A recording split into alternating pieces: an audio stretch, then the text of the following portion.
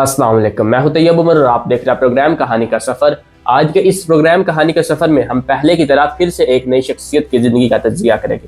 آج کی وہ شخصیت جس کے لفظوں میں ایسا جادو ہوا کرتا تھا جو دلوں پر اثر کرتا تھا، نصیحتوں میں ایسی چاشنی ہوا کرتی تھی جو صدیوں تک عمل رہتی تھی، اور حکایات ایسی ہوا کرتی تھی جو برسوں تک اپنا کام کرتی تھی۔ اس شخصیت کا نام شیخ سعدی ہے۔ شیخ سعدی کی زندگی پر ڈاکومنٹری شروع کرنے سے پہلے میں یہاں ان کے چند الفاظ آپ کی نظر کرنا چاہوں گا، جس میں وہ کہتی ہے کہ میں نے دنیا کے ہر مقام کا سفر کیا، ہر درخت کے سائے میں بیٹھا، ہر حکمران کا دربار دیکھا، مگر عزت ہمیشہ اسی کو ملی جس نے علم اور اخلاق کی قدر کی۔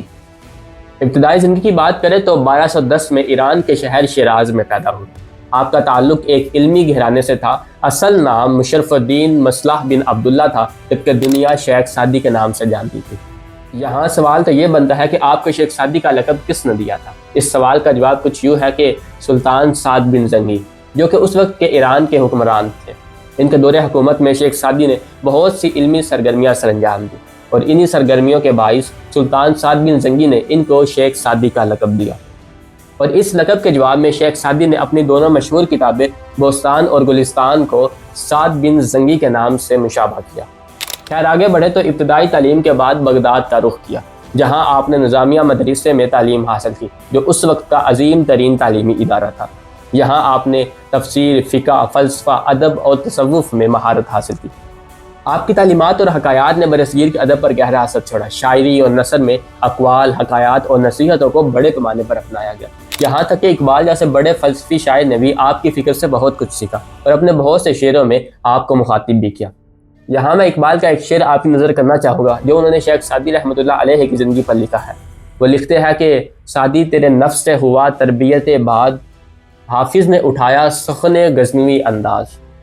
ادبی تعلیمات کی بات کریں تو آپ نے بہت سی تصانیف لکھی، جن میں چند ایک مشہور تصانیف بوستان، گلستان، مجالس پنجگانہ، غزلیات سعدی اور کلیات سعدی جیسی تصانیف یا کتابیں شامل ہیں۔ آپ رحمۃ اللہ نے اپنی کتاب بوستان 1257 کو جبکہ گلستان 1258 کو لکھی، اور ان دونوں کتابوں کو اپنے سلطان سعد بن زنگی کے نام سے نسبت دی۔ گلستان نثر میں ہے جس میں حقائق، نصیحتیں اور تجربات درج ہیں، جبکہ بوستان میں شاعری لکھی گئی ہے جو اخلاقی اور تعلیمی موضوعات پر مشتمل ہے۔ ان دونوں کتابوں کے چند مشہور اقوال میں آپ کی نظر کرنا چاہوں گا، جس میں آپ رحمۃ اللہ علیہ لکھتے ہیں کہ علم بغیر عمل کے بے سود ہے، اور عمل بغیر اخلاق کے رائے گاہ ہے۔ اسی طرح ایک اور جگہ لکھتے ہیں کہ عاجزی اختیار کرو، کیونکہ غرور انسان کو برباد کر دیتا ہے۔ آپ کی زندگی صرف سفر میں ہی نہیں گزری، بلکہ دوسری مشکلات میں بھی زندگی کا ایک بڑا حصہ گزارا، اور یہی مشکلات قید خانوں اور غلامی تک ان کو لے کے گئی۔ قید خانوں اور غلامی کا قصہ کچھ یوں ہے کہ ایک دفعہ آپ اپنے علمی اور دینی سفر کے لیے ایران اور دوسرے ممالک کی سیاحت پر گئے ہوئے تھے۔ یہ وہ وقت تھا جب صلیبی جنگوں کا زمانہ تھا۔ اس وقت آپ فلسطین میں موجود تھے تو تاتاری فوجیوں نے آپ کو گرفتار کر دیا اور دوسرے قیدیوں کے ساتھ لے گئے۔ وہاں آپ سے سخت مشقت کا کام کروایا جانے لگا، اور ایک ایسے تاجر کا غلام بنے جو آپ سے دن رات کام تو کرواتا لیکن بامشکل ہی کچھ کھانے کو دیا کرتا تھا۔ اس مشکل دور میں نہ صرف صبر کا دامن تھاما بلکہ دوسرے غلاموں کے ساتھ حسن سلوک بھی کرتے تھے۔ آپ کی حکمت کی خبریں جب شیراز کے ایک امیر ترین تاجر تک پہنچی تو انہوں نے انہیں خرید کر آزاد کروا دیا۔ نہ صرف آزاد کروایا بلکہ اپنی بیٹی کا نکاح بھی ان سے کروایا اور باعزت طریقے سے شیراز واپس پہنچایا۔ آپ رحمۃ اللہ کی زندگی کا یہ مشہور واقعہ ہمیں صبر اور استقامت کے ساتھ ساتھ اللہ کی ذات پر بھروسہ رکھنے کا بھی سبق دیتا ہے، اور شاید یہی وجہ ہے کہ آپ نے اپنی مشہور کتاب گلستان میں بھی اس واقعے کو لکھا ہے، تاکہ لوگ اس سے سبق سیکھیں اور اپنی زندگی میں پیش آنے والی مشکلات کو صبر اور حکمت سے قابو پانے کی کوشش کریں۔